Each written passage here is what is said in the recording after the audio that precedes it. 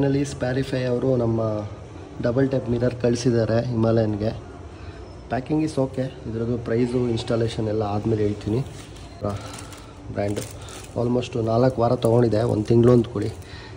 ಬಂದಿದೆ. ನಂಗೆ ನಂಬಿಕೆನೇ ಇಲ್ಲ, ಬಿಟ್ಟಿದ್ದೆ ಬರಲ್ಲ ಅಂದ್ಕೊಂಡು ರೀಫಂಡ್ಗೆ ಹಾಕೋಣ ಅಂದ್ಕೊಂಡಿದ್ದೆ. ಫೈನಲಿ ಬಂದಿದೆ. Mat dog fog lamps switch mirrors ಮೇಲೆ ಕೊಟ್ಟಿದ್ವಿ, ಸೊ ಅದನ್ನು ತೆಗಿತಾ ಇದ್ದೀನಿ ಈಗ.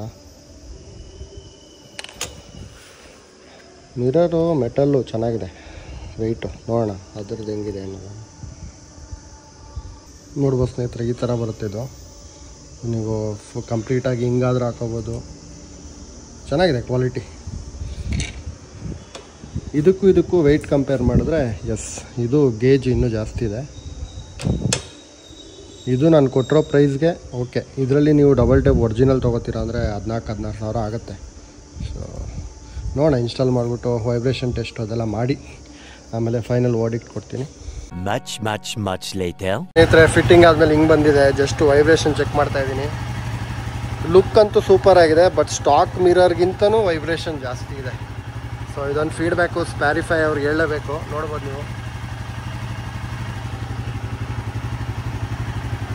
ಅವ್ರು ಹೇಳ್ತಿರೋದು ಇಲ್ಲಿ ಸ್ಯಾಂಡ್ ಏನೋ ಒಂದು ಸಿಲ್ ಥರದೇನೋ ಅಂಟಿಸ್ಬಿಟ್ಟು ಜುಗಾಡ್ ಮಾಡಿಬಿಟ್ಟು ಟೈಟಾಗಿ ಕೂರಿಸ್ಕೊಳ್ಳಿ ಅಂತ.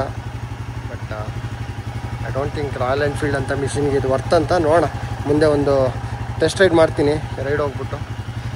Let's switch to moto vlog mode. ಹಿಂಗೆ ಗಾಡಿ ನಿಲ್ಲಿಸಿದಾಗ ವೈಬ್ರೇಷನ್ ಇದೆ ಅನ್ನಿಸ್ತಿದೆ ಸಿಕ್ಕಾಪಟ್ಟೆ.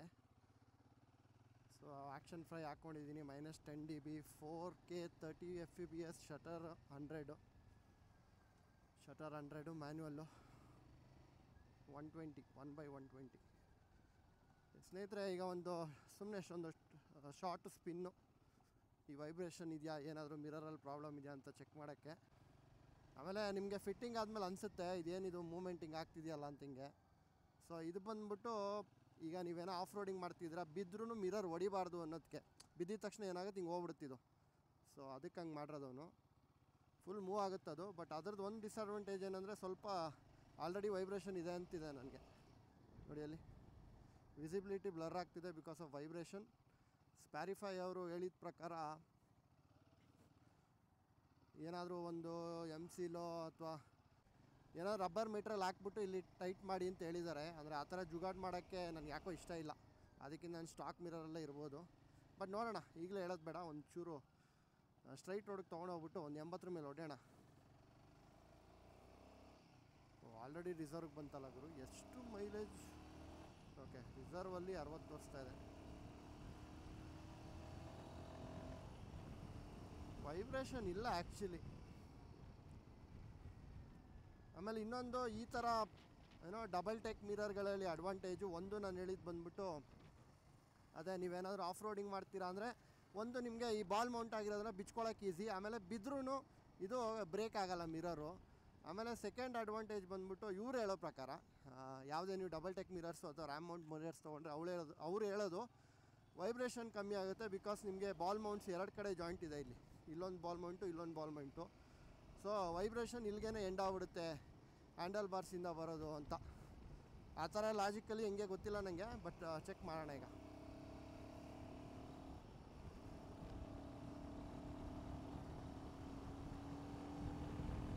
ಸರ್ಪ್ರೈಸಿಂಗ್ಲಿ ಗಾಡಿ ಲೋ ಡ್ರೈವಿಂಗಲ್ಲಿದ್ದಾಗ ಸ್ವಲ್ಪ ವೈಬ್ರೇಷನ್ ಇದೆ, ಗಾಡಿ ನಿಲ್ಲಿಸಿದಾಗ ಎಲ್ಲ ನೋಡಿ. ಬಟ್ ನೀವು ಒಂದು ಸಲ ಸ್ಪೀಡ್ ಹಿಡಿದ್ಮೇಲೆ 80 ಮೇಲೆ ಇಲ್ಲ, ವೈಬ್ರೇಷನ್ ಇಲ್ಲ, ನಿಲ್ಲು. ರಾಯಲ್ ಎನ್ಫೀಲ್ಡು ಹೈಯರ್ ಸ್ಪೀಡಲ್ಲಿ ವೈಬ್ರೇಷನ್ ಜಾಸ್ತಿ ಇತ್ತು. ಇದರಲ್ಲಿ ಲೋ ಸ್ಪೀಡಲ್ಲಿ ಆಬ್ವಿಯಸ್ಲಿ ಇದು ಹಿಮಾಲಯನ್ ಅಥವಾ ರಾಯಲ್ ಎನ್ಫೀಲ್ಡ್ ಗಾಡಿಗಳು ನ್ಯೂಟ್ಲಲ್ಲಿ ಅಥವಾ ಐಡಲಲ್ಲಿದೆ ಬಿಡು ಅನ್ನುತ್ತಲ್ಲ, ಅವಾಗ ಮಾತ್ರ ವೈಬ್ರೇಟ್ ಆಗ್ತಿದೆ. ಆಮೇಲೆ ವಿಸಿಬಿಲಿಟಿನೂ ಅಷ್ಟೇ ಸಖತ್ತಾಗಿದೆ ನೋಡಿ. ಫುಲ್ಲು ರೋಡು ಹೈವೇದು ಕಾಣಿಸ್ತಾ ಇದೆ.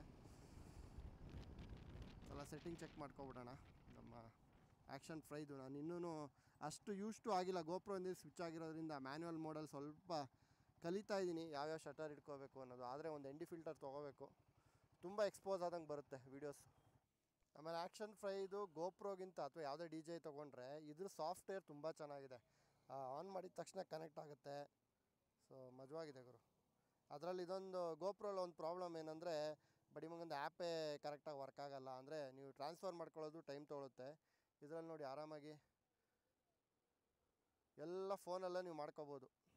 ಸೊ ಈಗ ಶಟರ್ನ ನಾವು ಒಂಚೂರು ಜಾಸ್ತಿ ಮಾಡೋಣ.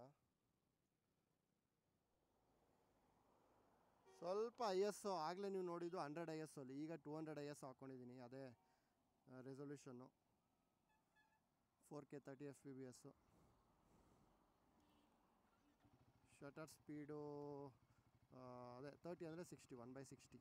ಸೊ ಸ್ನೇಹಿತರೆ, ಸೋಫಾರ್ ಖುಷಿಯಾಗಿದೆ. ಇದ್ರ ಪ್ರೈಸ್ ಬಂದ್ಬಿಟ್ಟು 1800 ಚಿಲ್ಲರೆ.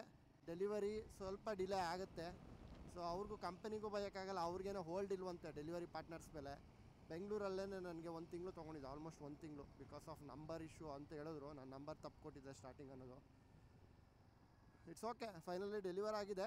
ಇದ್ರದ್ದೇ ನೀವು ಡಬಲ್ ಟೆಕ್ ಮಿರರ್ಸ್ ಒರಿಜಿನಲ್ ಹೋಗ್ತೀರಾ ಅಂದರೆ 8,000 to 18,000 ತನಕ ಇದೆ. ಇದು ಒಂಥರ ಚೆನ್ನಾಗಿದೆ ಗುರು, ಈ ಪ್ರೈಸ್ಗೆ ಓಕೆ. ಒಂದ್ಸಲ ನಿಮಗೆ ಬೇಕಾದ್ರೆ ಫ್ರಂಟಿಂದ ಲುಕ್ ಹೆಂಗೆ ಬಂದಿದೆ ಅಂತ ತೋರಿಸ್ತೀನಿ. ಆಮೇಲೆ ಇದ್ರದ್ದು ಅಡ್ವಾಂಟೇಜು ನಾನು ಆಗಲೇ ಹೇಳ್ದಂಗೆ, ಈ 2 ಕಡೆ ಬಾಲ್ ಜೌಂಟ್ ಇರೋದ್ರಿಂದ ಹ್ಯಾಂಡಲ್ ಬಾರ್ಸ್ಗೆ ವೈಬ್ರೇಷನ್ ಬರೋಕ್ಕೆ ಬಿಡ್ತಾ ಇಲ್ಲ. ಓಕೆ, ಅಲ್ಲೇನಾಗ್ತಿತ್ತು ಅಂದರೆ ಇದು ಮೆಟಲ್ ಬಾಡಿ ಆಗಿರೋದ್ರಿಂದ ಬುರ್ರಂತ ಈ ಮೆಟಲು ವೈಬ್ರೇಟ್ ಆಗಿರೋದ್ರಿಂದ ಇಲ್ಲೂ ಸೌಂಡ್ ಬರ್ತಾಯಿತ್ತು. ಬಟ್ ಇಲ್ಲಿ ಡಬಲ್ ಟೆಕ್ ಮಿರರ್ಗಳಲ್ಲಿ ಸರಿಯಾಗಿ ಗುದ್ದವನು ಗುರು. ಆಕ್ಸಿಸ್ 125 ಆಕ್ಸಿಸ್ ಹೊಸ ಗಾಡಿ ಯಾರಿಗೋ ಗುದ್ಬಿಟ್ಟು ಅವನಲ್ಲಿ. ಇದ್ರದ್ದು ಇಲ್ಲಿಗೆ ಎಂಡ್ ಆಗ್ತಿದೆ. ಬಟ್ ಇದಕ್ಕೇ ನಾವು ಈ ವಿಡಿಯೋನೇ ನೋಡ್ಕೊಂಡು ನೀವು ಇದನ್ನು ಬುಕ್ ಮಾಡೋಕ್ಕೆ ಹೋಗ್ಬಿಡಿ ದಯವಿಟ್ಟು. ಮುಂದಿನ ವ್ಲಾಗ್ಸ್ಗಳಲ್ಲಿ ನನ್ನ ಟ್ರಾವೆಲ್ ವ್ಲಾಗ್ಸ್ನ ಫಾಲೋ ಮಾಡಿ, ಯಾಕಂದರೆ ಹೈವೇಲಿ ಮೇನ್ ಚೆಕ್ ಮಾಡಬೇಕಾಗಿರೋದು. ನಂದು ರಾಯಲ್ ಎನ್ಫೀಲ್ಡಲ್ಲೂ ಅಷ್ಟೇ 100 ತನಕ ಏನೂ ಇಶ್ಯೂ ಇರಲಿಲ್ಲ. 100 ಮೇಲೆ ಹೋಗ್ತಿದ್ದಂಗೆ ಫುಲ್ಲು ವೈಬ್ರೇಷನ್ ಆಗೋದು. ಸೊ ಇದ್ರದ್ದು ಏನು ಕತೆ ಗೊತ್ತಿಲ್ಲ. ಎಕ್ಸ್ಪೆಷಲಿ ಗಾಳಿ ಇರಬೇಕಾದ್ರೆ, ಈ ಥರ ರೋಡಲ್ಲಿ ಆಗಲ್ಲ. ಹೈವೇಲಿ ತುಂಬ ಗಾಳಿ ಇರಬೇಕಾದ್ರೆ ನೀವು ಟೆಸ್ಟ್ ಮಾಡೋದನ್ನ ನೋಡ್ಬಿಟ್ಟು ಆಮೇಲೆ ಡಿಸೈಡ್ ಮಾಡಿ. ಬಟ್ ಸದ್ಯಕ್ಕೆ ಹೆಂಗೆ ಡಿಸ್ಕ್ರಿಪ್ಷನ್ ಲಿಂಕ್ ಕೊಟ್ಟಿರ್ತೀನಿ. ನಿಮ್ಗೆ ಏನಾದರೂ ಎಮರ್ಜೆನ್ಸಿ ಇದ್ದರೆ you can go for this.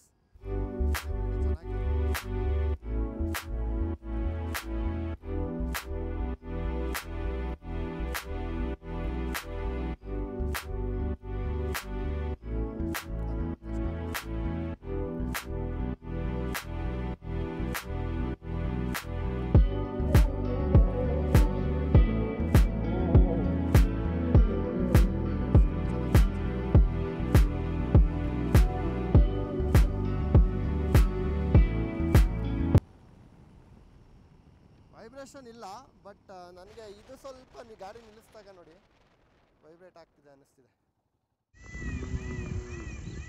Naveen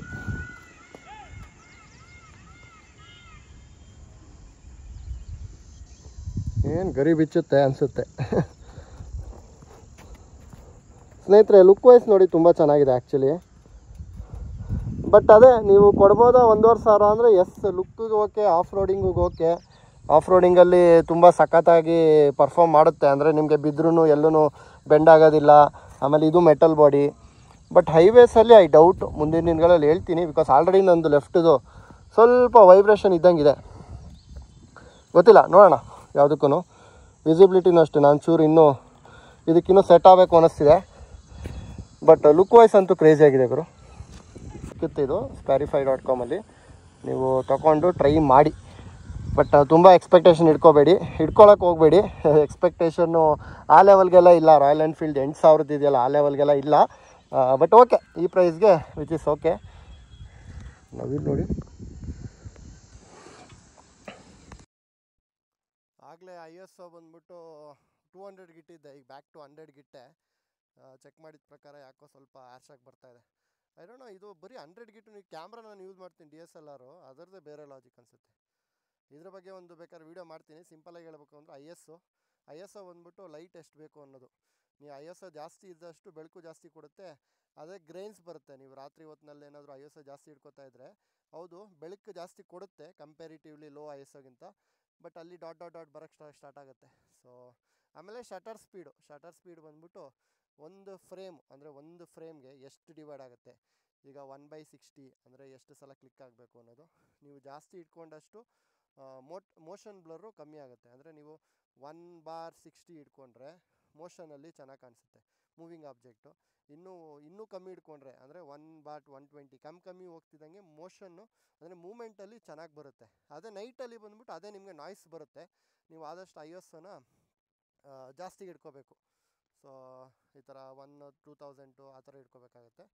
ನೀವು ಕಮ್ಮಿ ಇಟ್ಕೊಂಡಾದಷ್ಟು ಅಂದರೆ ಈಗ ನಾನು ಇಟ್ಟಿರೋದು ಬಂದ್ಬಿಟ್ಟು 1/60. ಸೊ ಇದರಿಂದ ಮೋಷನು ಆಲ್ಮೋಸ್ಟ್ ಅಂದರೆ 60 ಯಾವ ಥರ ಲಾಜಿಕ್ ಅಂದರೆ 40/4K 30ಲಿ ನೀವೇನೋ ರೆಕಾರ್ಡ್ ಮಾಡ್ತಾಯಿದ್ರೆ ಅದನ್ನು ಇಂಟು 2 ಮಾಡಿ, 30 × 2. ಸೊ 1/60 ಅಂದರೆ 1/60ಲಿ ಶಟರ್ನ ಇಟ್ಕೊಂಡಿದ್ದೀನಿ. ಯಾಕಂದರೆ 30 FPS ಅಲ್ವ ಇಟ್ಟಿರೋದು ನಾವು ರೆಸೊಲ್ಯೂಷನು, ಅದರಿಂದ ಇದು ಸಿಂಪಲ್ಲು ರೂಲು. ಬಟ್ ನೈಟಲ್ಲಿ ಇದು ವರ್ಕ್ ಆಗೋಲ್ಲ. ISO ಆಟ ಆಡಬೇಕು ನೀವು, ಆದಷ್ಟು ಸ್ವಲ್ಪ ಜಾಸ್ತಿ ಇಟ್ಕೋಬೇಕು. ನವಿಲ್ ಸಖತ್ತಾಗಿದೆ ಬಟ್ ಮೂಮೆಂಟ್ ಕೊಡ್ತಾಯಿಲ್ಲ. ಐ ಹೋಪ್ ನಾನು ಅದು ರೆಕ್ಕೆ ಬಿಚ್ಚೋದು ಯಾವ ಥರ ಒಂದಿನ ತೆಗಿತೀನಿ ಗುರು. ಯಾಕಂದ್ರೆ ಪ್ರತಿ ಸಲ ಬಂದಾಗ ಅಲ್ಲೇ ಕುದಿರುತ್ತೆ, ಅಲ್ಲೊಂದು ಹೋಗ್ತಾಯಿದೆ. ನವಿಲ್ ನೋಡಿ ರೋಡಲ್ಲೇ ಹೋಗ್ತಾಯಿದೆ ಗುರು.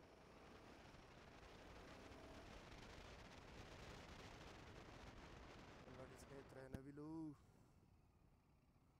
ಅವತ್ತು ಲಾಸ್ಟ್ ಟೈಮ್ ಬಂದಾಗ ಈ ಕಡೆಗಿತ್ತು ಅದು, ಈಗ ಆ ಕಡೆ ಅಲ್ಲೊಂದಿದೆ. 2 ಗನ್ ನವಿಲ್ಗಳೇ. ಆಮೇಲೆ ಇನ್ನೊಂದು, ನೀವು ಒರಿಜಿನಲ್ಲು ಡಬಲ್ ಟೇಕ್ ಮಿರರ್ಸು ಅಥವಾ ರ್ಯಾಮ್ ಮಿರರ್ಸು ಅಥವಾ ರಾಯಲ್ ಎನ್ಫೀಲ್ಡ್ 8000 ಮಿರರ್ಸಲ್ಲಿ ಏನು ಮೇನ್ ಡಿಫ್ರೆನ್ಸ್ ಅಂದರೆ ನೋಡಿ, ಇಲ್ಲಿ ಗ್ಯಾಪ್ಗಳು ನೋಡಿ. I hope sparify will look into the quality issues. ನೋಡ್ಬೋದು ಇಲ್ಲಿ ಗ್ಯಾಪ್ಗಳು. ಆಬ್ವಿಯಸ್ಲಿ ನೀವು ಕೊಡೋ ಪ್ರೈಸ್ಗೆ ಅಷ್ಟೇ ಸಿಗೋದು. ಎಕ್ಸ್ಪೆಷಲಿ ಇದೆಲ್ಲ ಅಡ್ವೆಂಚರ್ ಸೆಗ್ಮೆಂಟ್ಗೆ ಅಥವಾ ತುಂಬ ಆಫ್ ರೋಡಿಂಗ್ ಡರ್ಟ್ ಮೋಡಲ್ಲಿರುವಂಥ ಬೈಕ್ಗಳು, ತುಂಬ ಆಫ್ ರೋಡಿಂಗ್ ಮಾಡ್ತಾರಲ್ಲ ಅಂಥವ್ರಿಗೆ ವರ್ಕೌಟ್ ಆಗುತ್ತೆ. ಬಟ್ ನಮಗೆ ಮುಂದಿನ ದಿನಗಳಲ್ಲಿ ಹೆಂಗಿದೆ ಅಂತ, ನನಗೆ ವಿಸಿಬಿಲಿಟಿ ಇಷ್ಟ ಆಯಿತು. ಆಮೇಲೆ ವೈಬ್ರೇಷನ್ ರಿಡಕ್ಷನ್ ಆಗಿದೆ, ಅಂದರೆ ಹೈ ಸ್ಪೀಡಲ್ಲಿ ಹೊಡಿತಾ ಇದ್ದಂಗೆ ವೈಬ್ರೇಷನ್ನು. ಹೌದು, ಲೋ ಸ್ಪೀಡ್ ಆಗಿದ ತಕ್ಷಣ ನೋಡಿ ಹಿಂಗೆ ಬುರ್ರ್ ಅನ್ನುತ್ತೆ. ಬಟ್ ಹೈ ಸ್ಪೀಡ್ಗೆ ಹೋಗಿದ ತಕ್ಷಣ ಎಲ್ಲೂ ಹ್ಯಾಂಡಲ್ ಬಾರ್ಸಲ್ಲಿ ವೈಬ್ರೇಷನ್ ನನಗೆ ಕಾಣಿಸ್ಕೋತಾ ಇಲ್ಲ. ಬಿಕಾಸ್ 2 ಬಾಲ್ ಮೌಂಟು ಅದನ್ನು ಎಳ್ಕೊಂಬಿಡ್ತಾ ಇದೆ. ಬಟ್ ಗೊತ್ತಿಲ್ಲ, ಮುಂದಿನ ದಿನಗಳಲ್ಲಿ ಹೈವೇಸಲ್ಲಿ ಹೋಗಿ ನಾನು ಚೆಕ್ ಮಾಡ್ತೀನಿ.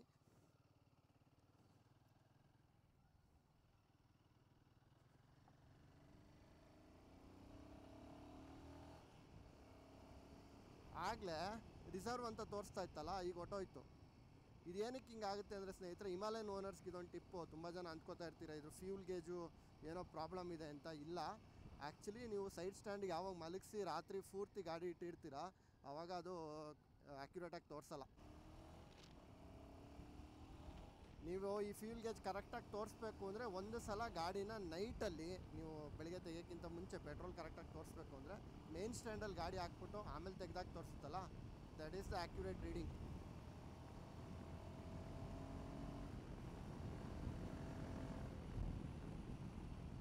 Zero vibration, happy.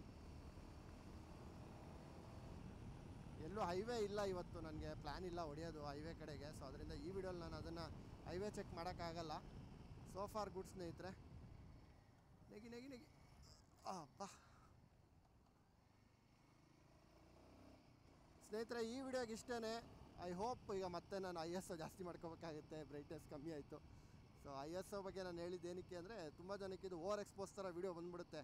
DJ ತೊಗೊಂಡ್ರವ್ರಿಗೆ problem ಗೊತ್ತಿರುತ್ತೆ. ISOನ ಸ್ವಲ್ಪ ನೀವು ಕಮ್ಮಿ ಇಟ್ಕೊಳ್ಳಿ 100ಗೆ, ಬಿಸಿಲು ಟೈಮ್ಗಳಲ್ಲಿ.